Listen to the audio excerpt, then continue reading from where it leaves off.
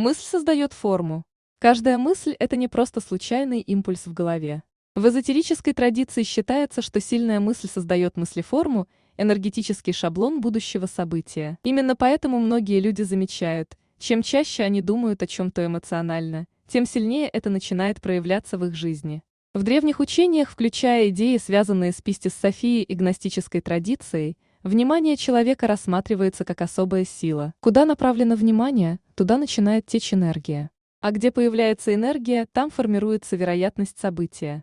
Когда человек удерживает в сознании какую-то идею, особенно эмоционально заряженную, создается определенное поле. Это может быть желание, страх, мечта, сопротивление, ожидание, переживание о будущем. И здесь важно понимать главный принцип. Для мыслеформы не всегда важно, думаете вы позитивно или негативно. Важно количество внимания и эмоциональной вовлеченности. Именно поэтому люди часто говорят: «Я постоянно об этом думал, и это произошло. Я боялся этой ситуации, и она случилась. Я долго держал это в голове, и потом увидел результат». С точки зрения эзотерической модели, мысль становится энергетической конструкцией, которая начинает искать путь к проявлению в реальности. Но дальше возникает главный вопрос: почему некоторые идеи реализуются быстро, а некоторые годами остаются только мыслями? Именно здесь появляется тема удержания вовлеченности и так называемых архонтов сил, которые удерживают внимание человека внутри внутреннего цикла переживаний.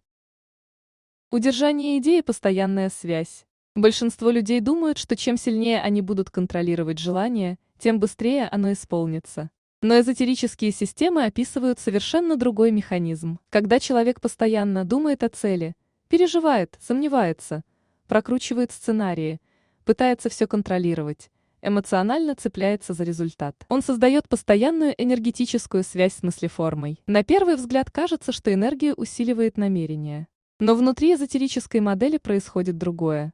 Энергия начинает циркулировать внутри самого человека, в переживаниях, в страхах, в сомнениях, в бесконечном внутреннем диалоге. То есть энергия не уходит в реализацию события, а крутится внутри замкнутого цикла.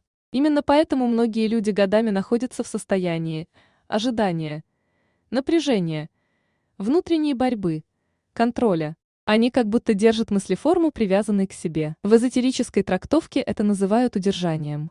Человек не позволяет энергии свободно двигаться. И здесь появляется важная идея. Чем сильнее эмоциональная привязанность к результату, тем больше внутреннего сопротивления возникает. Человек начинает терять спокойствие, ясность и внутренний баланс. Он уже не создает намерения, он начинает жить внутри напряженного ожидания. Именно в этот момент, согласно эзотерическим школам, активируются архонты, силы удержания внимания, сомнений и эмоциональных петель.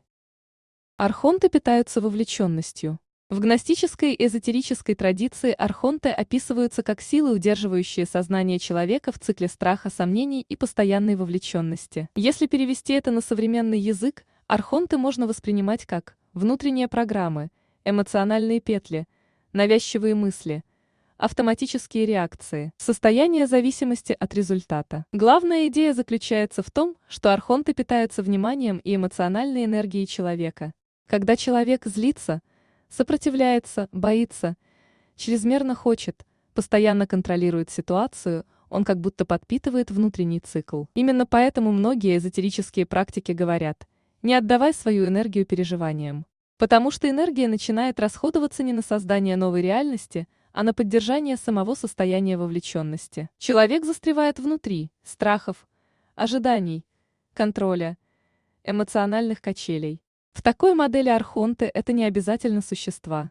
Это силы удержания сознания внутри ограниченного восприятия. Чем больше вовлеченности, тем сильнее внутренний цикл. И именно поэтому многие замечают странный эффект. Пока сильно держишься за ситуацию, ничего не происходит.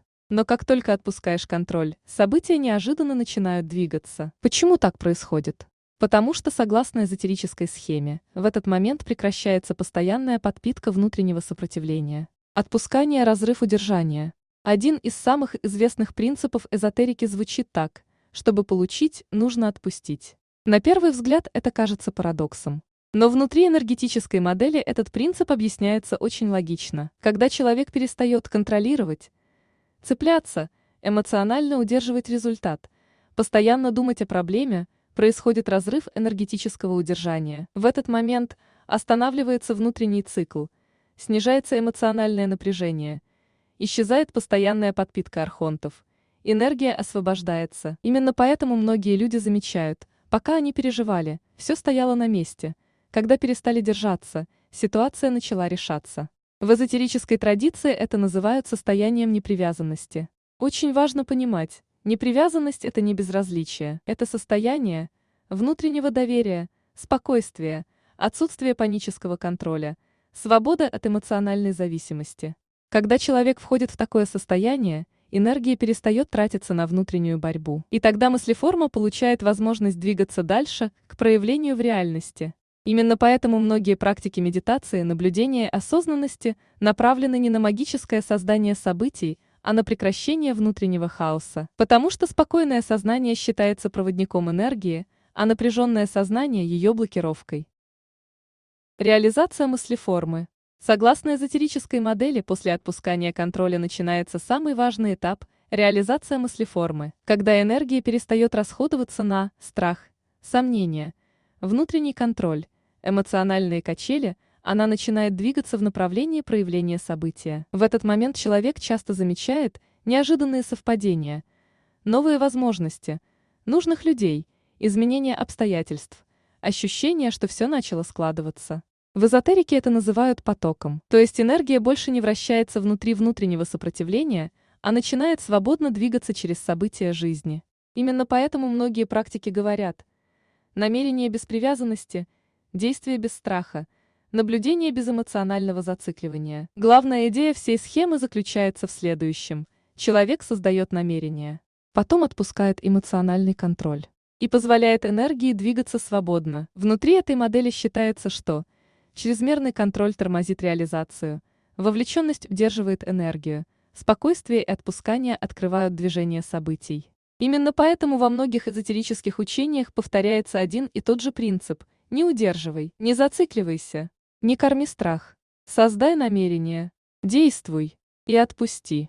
Тогда энергия перестает крутиться внутри переживаний и начинает работать в направлении проявления результата. Итак, друзья, мы посмотрели видео о том, как в эзотерической модели происходит реализация желаний и программирование событийного ряда.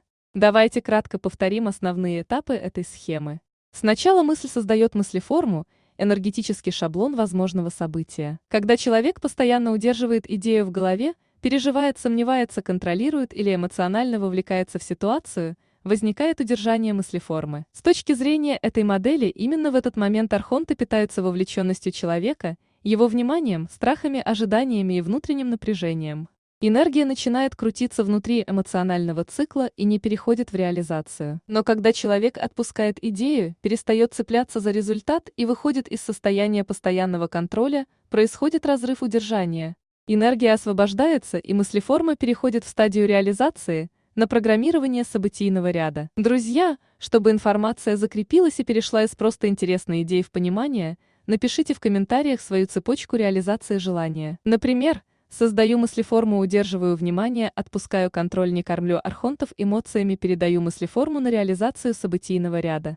Или напишите свою собственную последовательность так, как вы это поняли после просмотра видео. Полную лекцию по теме этого видео вы можете прочитать на сайте, ссылка находится в описании. Если вам понравилась такая подача материала, поставьте лайк, напишите в комментариях, интересно ли продолжать тему.